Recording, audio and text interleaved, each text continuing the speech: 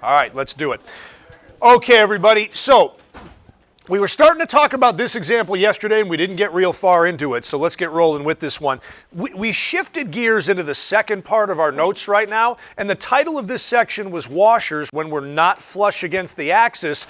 I wasn't expecting that made a whole lot of sense just the way it was written. So as we started drawing this, we drew just one quick cycle of sine and cosine, saw where they crossed within the first quadrant and shaded that in, and then like we'd been doing, we drew our 180-degree reflection of that flat 2D region, in this case, again, over the x-axis. And we ended up with this funny-looking shape. And I'm wondering if at this point already we saw the fundamental difference here between what we were doing earlier in the day yesterday and right now. There's a hole. Okay? With the two problems that we had done prior to this, everybody, starting with this one, actually this one right here, when we made our revolution around our axis of revolution there, we got slices that were what shape here? They were circles. And so coming up with the area of a circle was really easy, just pi r squared, and there you go, everybody was happy. Didn't the same thing happen here? Now we were going a different direction, but our slices were still circles, so once again we did area of a circle was pi r squared, and it was nice and easy. But this time when we go to do this, everybody, let's think about this. Is this a dx or a dy problem? You're always going to go perpendicular to your axis of revolution with your slices. Now our axis of revolution here is the x-axis, which is a horizontal line, so the slices are all going to run vertically. And yeah, that makes this a dx problem. That's no change right here from what we've been doing before. So let's go ahead and make a note of that. That means that our slices are running vertically. And if we go to cut one of those slices right down the middle of this, something interesting kind of happens here, guys. So if I try in red to show what happens when we slice this thing, it's going to look something like that, which is circular in nature, but Ashley, as you said, when you're looking at it, you not only see a circle, but it's got some stuff missing in the middle. So if I really wanted to draw this accurately, guys, I should probably put a point there and draw something like this. Okay? Looking like that. When we see this thing, can you guys imagine if you're over here out on the positive x-axis and you're looking back in this direction, you're not just seeing a circle, you're seeing a circle with a hole cut out of the middle of it. And that, everybody, is called a washer. You think you're funny, but no, not really. All right? So that's what's going on right here, and that's why this is different. Hey, anybody have a... What do we make here? This three-dimensional solid. Part of a Pac-Man? Interesting. What else? The paper around a pop. Oh. Kind of looks like the Tostitos chip logo. Huh. Two T's standing there around a bowl of dip. Interesting. Funny you said the B word right here. Somebody mentioned a long time ago that they thought it looked like one thing. I said, oh yeah, I kind of could see that you're right. So I brought an old one and kept it in right here. Yeah. Do we kind of see it? It would be held this way right here, guys, okay? Flat on the left right here, but facing to the right. Yeah, this is actually a solid circle over here on the left, and then this part in the middle would kind of be hollowed out, kind of like a dog bowl would be. And if we held it like this and sliced it right down the center of this and opened it up, wouldn't you be looking then at a circle with a hole kind of missing in the middle there? Yeah, so there you go, okay? I think this was my last dog's bowl. She's not with us anymore. But her bowl is here, so there you go. Yeah, I got another dog now. I moved on. Yeah. No, not like recently. I mean, that was a few years back. So anyway, so that's what we're dealing with here. So cross sections, everybody. Every one of them is going to be what shape? Every one of them is going to be a washer. So I guess let's start working over here. Formula for area of a washer, everybody. We just wrote down at the end of the day yesterday. What is it? Pi times r squared minus little r squared. The first challenge is going to be to represent both of those radii in terms of what variable? This is a dx problem. So that's what we got to work on right here. Boy, and as I look at it, I don't love my diagram, but here goes. In a washer, everybody, both of the circles have the same center. And that center here is going to be on the axis of revolution, right? So if you start at the axis of revolution, here's what we're going to do. We're going to go up through the first curve and keep going until you hit the second curve. And that right there, everybody, is capital R. That's your major radius. Now the minor radius does kind of the same thing. I usually draw that a little bit off to the side here, guys. Starts at the axis of revolution, but this one just goes up until it hits the first curve and it stops right there. These are both vertical line segments. Are they a fixed length or does it vary? It varies depending on your value of x. So right underneath this, everybody, let's take a couple of notes right here. Capital R. What stops big R on the top, everybody? Cosine of x minus what stops it on the bottom? Okay, it stops at the axis of revolution, which is the line y equals 0. So we'll go ahead and put that minus 0 there. Next time you do this, you probably don't even need to write that down. Little r, what stops it on the top? The lower curve here, which is sine of x, and what stops it on the bottom? That's a minus 0 as well. Okay, so in the realm of washer problems, this one isn't really all that bad. So with those two radii there in place, let's go back over here now, everybody, and see what we can do. So area expressed as a function of x is going to be, here we go, the pi goes right there, and then in parentheses or brackets or whatever you want to do, big R squared is going to become cosine squared of x, I think we can cram this in one line, cosine squared of x minus little r squared, which is going to be sine squared of x. Okay, and there it is. Guys, can we simplify that at all?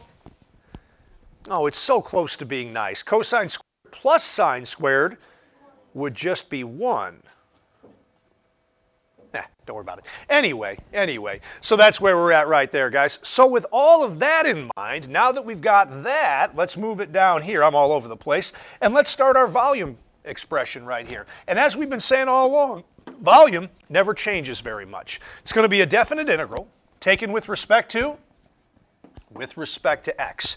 Integrand, everybody, the cross-sectional area formula is what we just wrote down over there on the right. So it's going to be pi, and I'm going to put that where?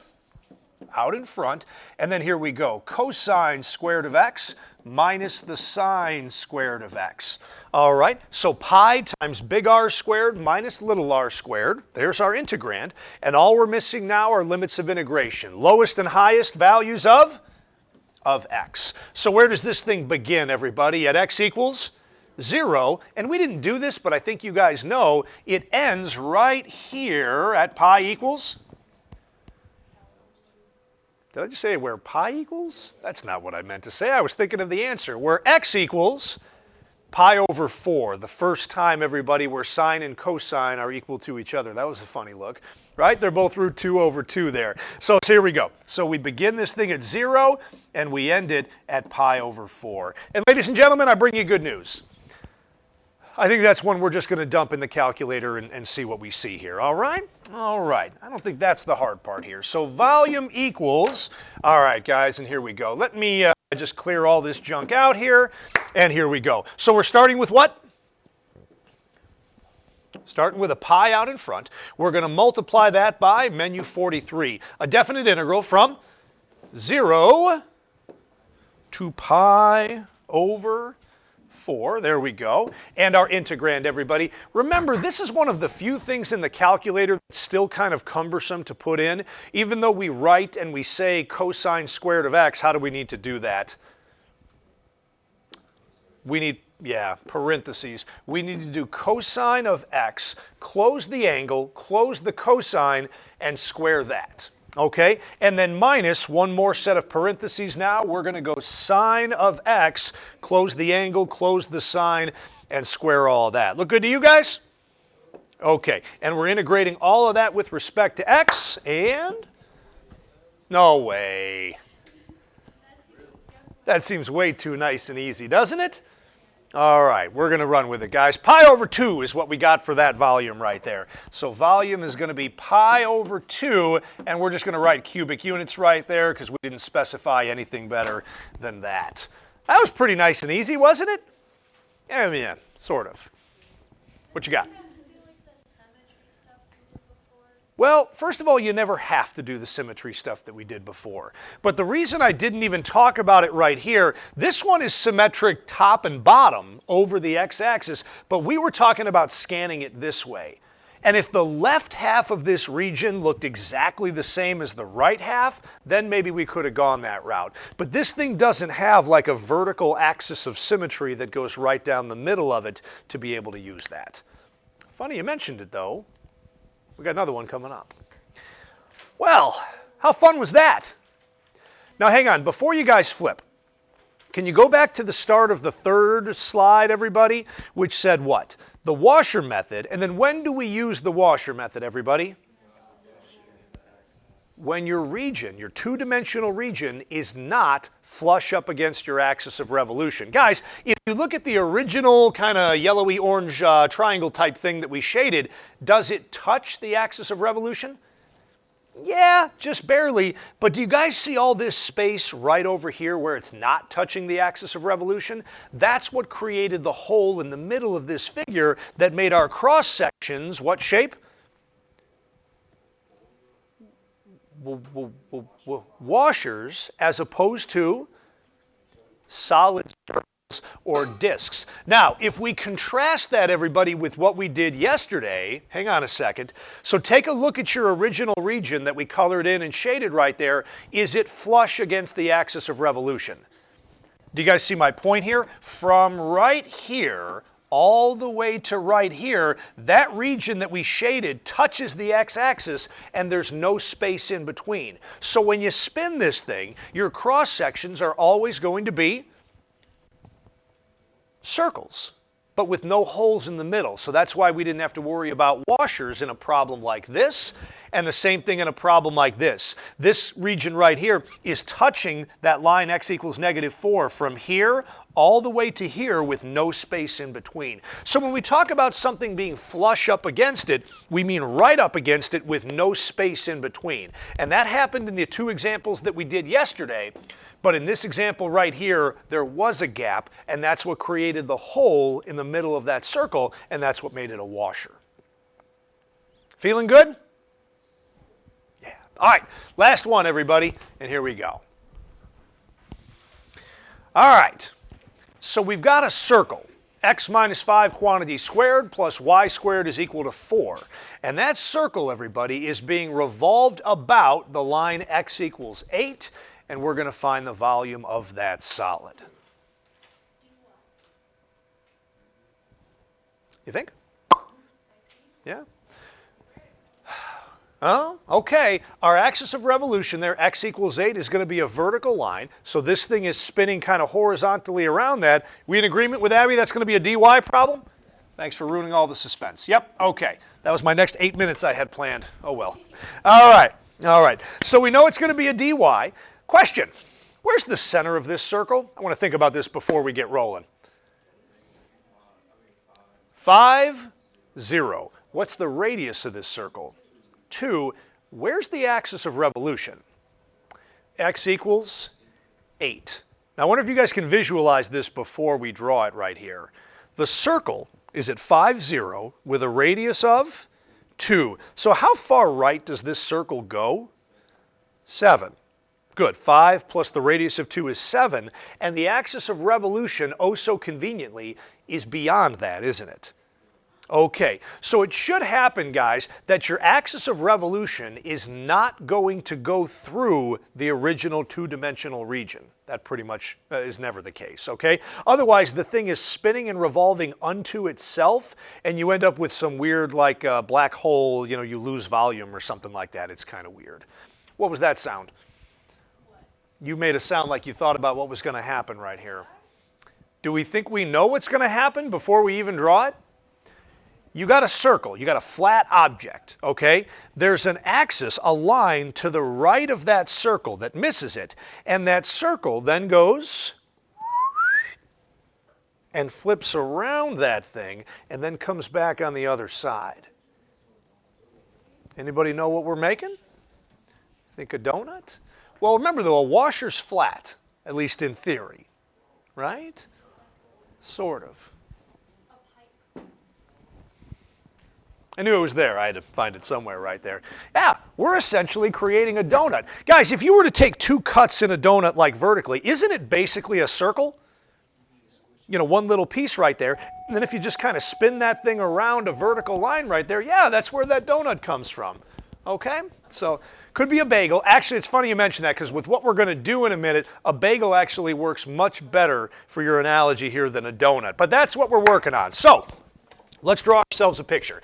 If I remember this right, I don't think we need the second or the third quadrants at all. Okay? We've got a circle. You guys told me correctly now, centered at 5, 0. So I'm just going to take a stab over here and say, yeah, sure, that's 5. And the radius of that circle is about 2. So I am totally going to cheat right here, guys, and say, all right. So here's our circle with a center at 5, 0 and a radius of 2. So it's going to look something like that. Well, because we're doing stuff with it. I don't know. Okay. It ends over there at the point 7, 0. That's the farthest right point on this circle. And our axis of revolution is just a little bit past that at 8. Okay, so we'll go ahead and we'll put a dashed vertical line right there. And the circle now is going to be revolved around that line. So, like we've been doing before, guys, let's go ahead. Ooh, what color crayon you want to use today, guys? I heard green. What kind of green? That lime green? That's kind of cool. All right.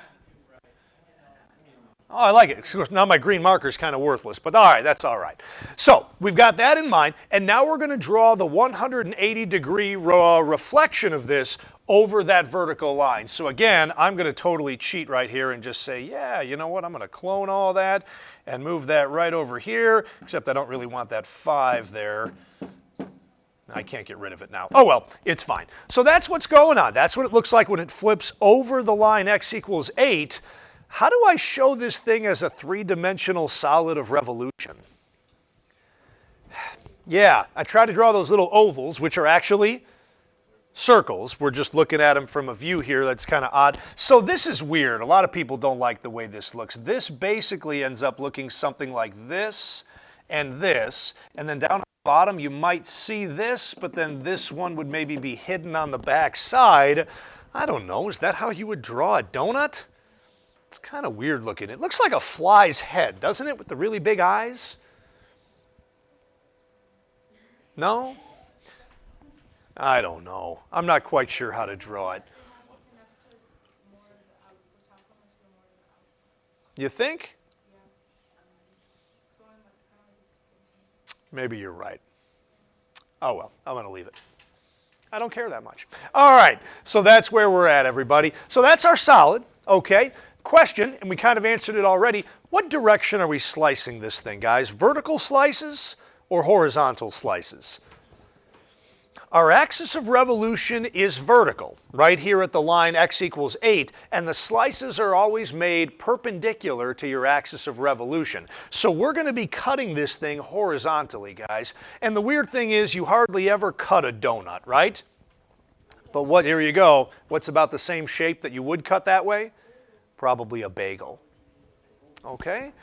Because people like carbs. It's a big deal. So, what's that? Donuts have carbs too, but bagels are a little more bready right there. All right, everybody, so if we were going to make one slice right here, all right, kind of a weird diagram. This thing would maybe look something like that, but of course there's a hole in the middle right here, guys, that you wouldn't necessarily see that would look something like that. Does everybody see the washers now that are going to be in the middle of this figure when we start slicing it? Yeah. Now, of course, the weird thing is you would never really cut a bagel more than one time, and in actuality, we're cutting this thing infinitely many times, but that's just one piece right there. So, okay, well, as fun as our little donut picture was, can I get rid of this? Apparently not. When I hit it, it just does that. Can I move it? Yeah. I don't know how that works. I'll just get rid of that and we'll shove it over here. All right. Actually, that needs to be a little further down. You'll see why in a second. All right, guys. So let's get rolling. And whatever order you want to do these two things in doesn't really matter. But our cross sections are washers. And once more, guys, the formula for area of a washer, pi times big R squared minus little r squared. So our goal, our task, our challenge right here is to try to represent big R and little r both in terms of what variable? This is a dy problem, so everything has to be done in terms of y, and this gets a little bit weird. Okay, let's go with big R first, everybody. Big R, and I'm trying to use the exact same words I've been using all along. Big R starts at the axis of x equals 8. And I'm going to go back to the original, which means I'm going left here, and it goes through the curve and then hits the back side of it looking something like that. So what I just drew right there in blue, everybody, that's capital R, your major or outer radius. So we got to get working on that, and here we go. Get rid of some of that, and here we go. Capital R, everybody, it's a horizontal line segment. So how do we express the width of a horizontal line segment? Right minus left. First part's easy. What stops big R on the right? X equals 8. Yeah, so we're going to start with that. X equals 8. Minus, and here's where it gets interesting, what stops big R on the left? Not necessarily. 3 is only that y coordinate or that x coordinate right there, Francis. But as soon as this thing starts to move, that's not right. I was looking for a word, not a number. What stops big R on the left? The circle. And that circle right now, guys, is written as a conic. It's not solved for either x or y. We need it solved for x in terms of y. So, I didn't leave myself a ton of good room to do this, but let's try it real quick. I'm going to cram this guy right about here. All right, guys, solving that equation right there for x. We're going to bring the y squared to the other side and get x minus 5 quantity squared is equal to 4 minus y squared. And because I'm a little tight on space and because you guys are smart people, what's the next thing we're going to do? And then what's the next thing after that? Add a 5. So I think we can see here, guys, that we are going to get x equals 5. Then what? I didn't quite hear what I needed to hear there. Plus or minus. When we go to take the square root of that side, there's really a plus or minus that square root of 4 minus y squared. But we've been talking about this a little bit this week, so let's keep talking about it now. The plus or minus indicates that actually this circle isn't one function, it's actually two different functions.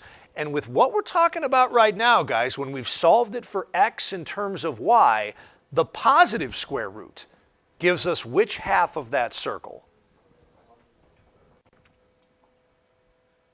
Top or bottom or left or right? With normal functions, when it's y equals, the plus is top and the minus is bottom. But now that we're talking about a function of y, everybody, it flips around and the positive square root gives us the right side. The negative square root gives us the left side. Now, which one of those do we need? Let's go back here, guys. For the left boundary of R, we need the left half of that circle. So the left half of this circle is going to be, let me keep doing that in blue. The left half of that circle is going to be 5 minus the square root of 4 minus y squared. Can that be cleaned up? Ever so slightly, yeah. Yeah, the 8 minus 5, that's going to be a 3, and then the minus minus is going to be a plus the square root of 4 minus y squared. Okay? Francis, you noted something a minute ago. Let's go ahead and talk about it. Probably the only clean place to measure big R would be right here on the x-axis. How long should that segment right there be? From 8 all the way back to 3 is how long? And that should happen when y is what value? Yeah, when y is 0. So guys, if you took a look at this, if y were 0, this becomes the square root of 4, which is 2, and 3 plus 2, isn't that how long that radius there should be? Okay. It's only one test. It doesn't prove we got it right universally, but it's pretty strong circumstantial evidence. Okay, now let's start working on little r. Now, little r, I didn't even draw this up here yet, guys. Little r starts at the axis of revolution and then goes straight left, but it stops at the first curve. So, boy, that's not much to draw right there, but there's little r. What stops it on the right? X equals 8, same as the last one. Minus, now give me words here. What stops little r on the left? The right half of the circle. And the right half of the circle is going to be 5 plus the square root of 4 minus y squared. And again, that can be cleaned up just a tiny little bit. The 8 minus 5 is still going to be a 3, but now it's going to be minus the square root of 4 minus y squared. And I kind of like how this played out. Can't we see here, guys, that big R is always going to be more than little r? And shouldn't that be the case? Okay, the one clean place to test this, when we know that y is 0 again, little r should be how big? I think you can see that from the diagram, just 1. Putting in a 0 for y, everybody, is that going to get you 1 for little r? Square root of 4 is 2, and the 3 minus 2 is going to get you 1. Okay?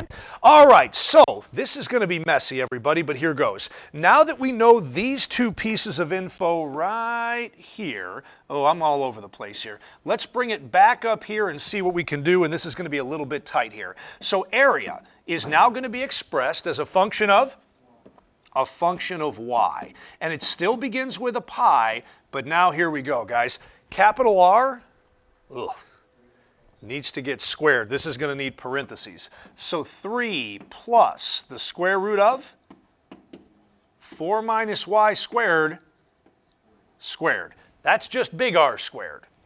Minus, and now little r squared, everybody, which is going to be 3 minus the square root of 4 minus y squared. Close off little r and square that, and then a bracket around that whole thing. I do not like where I put this. So, as ugly as it is, this right here, everybody, is as clean of an expression as we can get for a of y. Whew. Where are we going now? Now it's integral time. Yep, exactly. So, I'm going to make a little note. I got all of this done, and we're going to bring this down here. And once again, that donut is in my way. All right, so let's see if we can't move that out. Nope, that didn't work at all. All right, so here we go, everybody. Volume is then going to equal a definite integral taken with respect to y, so we'll put that at the end of that whole thing. Okay, our integrand, everybody, we did there in red. If I were you guys and this were a test or quiz, what would I write on my paper right here? Just a of y, which is fine as long as we labeled it. Not just you know it, okay, but we've labeled it, so you've communicated that. But for us, I think we're going to take a little time with this one. All right, we're going to put the pi all the way out in front. And then here we go. Big R squared minus little r squared. So that was going to be a 3 plus the square root of 4 minus y squared. So there's big R squared minus, and now little r squared, 3 minus the square root of 4 minus y squared. So that's what we were looking for. Pi times big R squared minus little r squared, and all we're missing are limits of integration. Lowest and highest values of y. Guys, where does this thing begin? At y equals? Right there at -2, and it ends at? And it ends at +2. So we certainly could go from -2 to 2, but does this thing have some symmetry with respect to a horizontal line here? Yeah, so let's just integrate this thing from 0 to 2 and then double. What would be also correct but really stupid? From -2 to 0 and double that. It would work, but now you're including a negative, and the whole point is to make this easier, although we're going to do it on the calculator either way. So we're going to go from 0 to 2, and we're going to double that by putting a 2 out in front of all of that. Okay?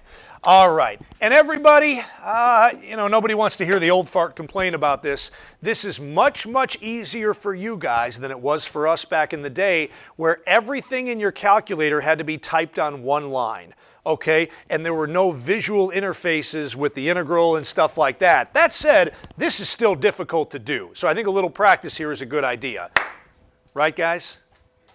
Three of you. I look up, boom, you're all on it right there. All right. So let's see what we got. We're starting with what, everybody? Oh, that's 2 pi, right. So we've got a 2 and then a pi. All right. And that's getting multiplied by an integral. Starting at 0, going to 2.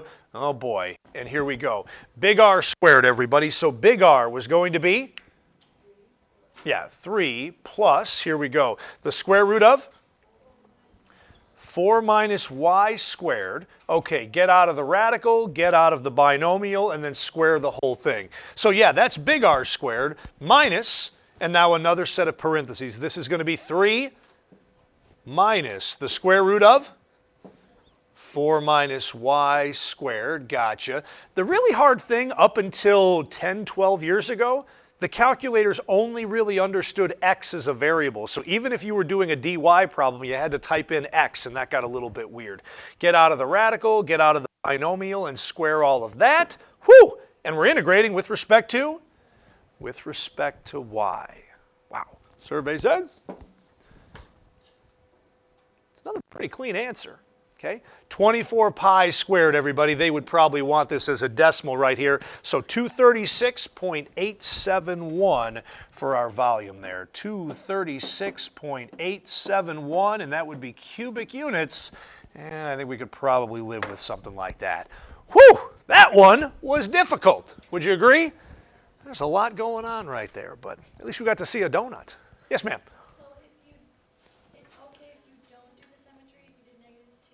Oh, yeah. And again, Ab, the whole point right here, if I was making you do this by hand, using symmetry makes a ton of sense and it makes your life a lot easier. If we're doing it on the calculator, and most of these will, there's really not a benefit to using it. I want you guys to see it and think about it, but yeah. Okay? Whew. That's a wrap on that. What do you guys think? Good stuff?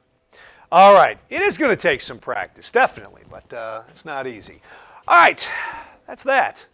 What do you guys want to do? Couple homework questions? All right. Okay, now did anybody go back and work on number 4C and see if they got the same answer? Because you guys hadn't as of yesterday. Wow, you guys are awesome. All right. Okay, what do we want to see worked out? 6 and 7 on 6-2, right, Lily? Yeah. That was the kind of wedge. It wasn't really a wedge. It was more of a, I don't know what to call this thing. Yeah, it's a weird one. I started this one with first hour this morning, didn't get real far into it. We should do a little better here. All right, so Lilia, 6.2, starting on number 6? Okay. So let's see what's going on here, guys. They have drawn our axes in kind of an interesting way here. One sticking straight up, one going down here to the right, one going down here to the left. And then what they did is they just kind of picked some random spots. They said that this one was 4. It went 8 units out in this direction, bottom left, and then 6 units out here to the bottom right. And then they connected this thing. I don't know, would you guys call this a wedge the way it was in problem number 4? This is a little odd. This thing actually has a right angle back in this back corner right there, back in the origin, but yeah, okay, something like that. And then what's going on? I don't know why they didn't switch colors right here, but they drew this for you, trying to give you a kick in the right direction. A vertical line segment right here. This one went that direction, and that one went that direction. So we're going to shade that in, everybody, but I tell you what, I'm going to do that in kind of a reddish color right there. So, okay. So what they kind of tried to help you out right here with was the concept that your cross sections here are all going to be what shape? Are all going to be triangles. They also did something weird, I thought. They went right here, and they told you that that point right there had a coordinate just called x. Now, what that tells you, everybody, this right here is which axis? That's the x-axis. Then what? It doesn't really matter, but what's this one probably then? probably the y, and as we normally draw it, that means the one sticking straight up in the air, that's the z-axis. This isn't really a prism, it isn't really a pyramid, although technically it is. It's an oblique pyramid. Instead of the pyramid coming up like this, this thing goes straight on one side and then one just leans towards it like that if you kind of stood the thing up. That's what would be happening here.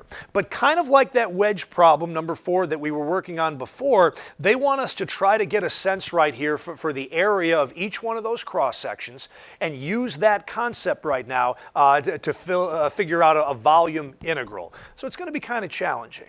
Okay, so let's start with something basic, everybody. What shape are all of our cross sections in this problem going to be? They're all going to be triangles. Not just any triangles, they're all going to be right triangles, and that's really nice. So, everybody, what's the formula for area of a triangle? 1/2 times base times height. So now let's get working on what we can do with that. Now, does everybody see that one red triangle? Okay, guys. Now, what's happening is that the base of this triangle, obviously, is located right here on the bottom. But I want you guys to notice that the base of that triangle runs parallel to which axis? So the base is really given by your y-coordinate right there. Okay, it's actually the y-coordinate of this point right over here, and it starts at 6 and then comes back all the way to 0. The height of that triangle is right over here, parallel to which axis? Okay, so your height is actually the z-coordinate of this point right over here. All right? So that's important. If we look at what we just wrote down here, area is 1/2 times base times height. Now we can realize that, okay, we could write this as 1/2 times y times z. Okay? 1/2 times your y-coordinate times your z-coordinate. Now, I'm sorry, I should have said this earlier. Are we integrating here, guys, with respect to x or y or z? Look at your red slice. It's perpendicular to only one of those axes. It's the x-axis. This is a dx problem. Okay? Parallel to the yz plane, but perpendicular to the x-axis. So this is a dx problem. And what I think you guys are doing well with understanding is, if we're going to integrate this with respect to x, we need to take y and z here and represent them both in terms of x. In a way, this is like what we did in number 4, but it's also a little bit harder because in that problem, wasn't your y-coordinate a constant value, I think, of 4? Here, they're all going to change. Okay? So, I'm going to basically do as quickly as I can what we did in number 4. We need to set up a couple of small little graphs over here, everybody. And I tell you what, you know what I almost want to do? I almost want to call these points in no particular order. What if I called this point A, and this over here point B, and this over here point C? Okay, which two axes do you guys want to throw together first? Let's try to represent y in terms of x. So what two axes am I dealing with down here? How about x and y, okay? So here's your x-axis, and let me do that in black. Here's your x-axis, and here's your y-axis. Do you guys know which line segment I'm about to draw that touches the x and y-axes? Yeah, we're going to touch AB. Now, point A, guys, is our x-intercept, which is located how far out? 8. So point A is right over here, and that's at 8. And then over here on the y-axis, we have point B that's located at 6. And when we connect them, everybody, we get this little line right over here. What's the slope of that line, everybody? -6/8, which is -3/4. And your y-intercept? 6. So your equation right here, guys, is that y equals a -3/4 x plus 6. And guys, that's big. That now tells us what our y-coordinate is in terms of our x-coordinate. Okay? And let me keep going down. What's the next graph I'm going to draw? It's going to connect which two variables? Yeah, I got to get the z right here in terms of x. So this is going to look very, very similar, but now, everybody, we're going to have an x-axis and a z-axis. And what line segment am I actually drawing here, guys, that connects x and z? Yeah, it's AC. Just like before, A is located where?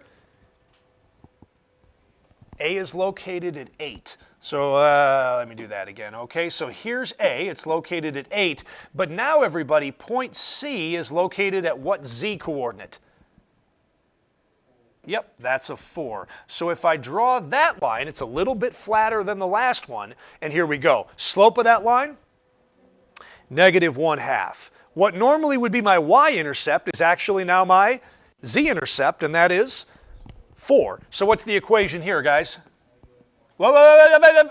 Z equals -1/2x plus 4. And that, everybody, is how we represent what in terms of what? Z in terms of x. So we have both of those two equations there circled, so let's go right back to where we were here, and now here's where it happens, guys. Area is now going to be solely represented as a function of x, and that's going to be 1/2 times, what's your expression for y in terms of x? -3/4 x plus 6, and z is going to be -1/2 x plus 4. Whew! Okay, that's that. Could we simplify that? We could. The question, of course, is, that was a funny look right there. It could. Okay, should we? And the only determining factor is whether we're going to do this thing by hand or whether we're going to do it on the calculator. Okay? If I haven't said this before, let me say it. Your test on Tuesday, everybody, is going to be all calculator. All right? So as long as you're setting up your integrals for me, I'm fine with you using the calculator to do it. So that said, I'm going to leave this one alone, and let's bring this down here, everybody, and let's get started on our volume integral. And here we go. Volume is going to equal a definite integral taken with respect to x. All right, guys, our cross-sectional area, the area of one of our triangles, is given by this green expression right here. Doesn't really matter, Abby, but where am I going to put the 1/2? Out in front, gotcha. And then in parentheses, here we go, a -3/4 x plus 6 multiplied by a -1/2 x plus 4. And all we're missing are limits of integration, lowest and highest values of x. So let's go back to the diagram, guys. This thing begins right back here at the origin where the x coordinate is 0 and ends out here where the x coordinate is 8. So your limits of integration are going to go from 0 to 8. And there we go. Guys, we don't have a ton of time, so are you okay if we just kind of quit right there and I'll let you guys finish that one up on your own? Okay, good, good, good. So yeah, fun stuff. Now, that was number 6. How is 7 different?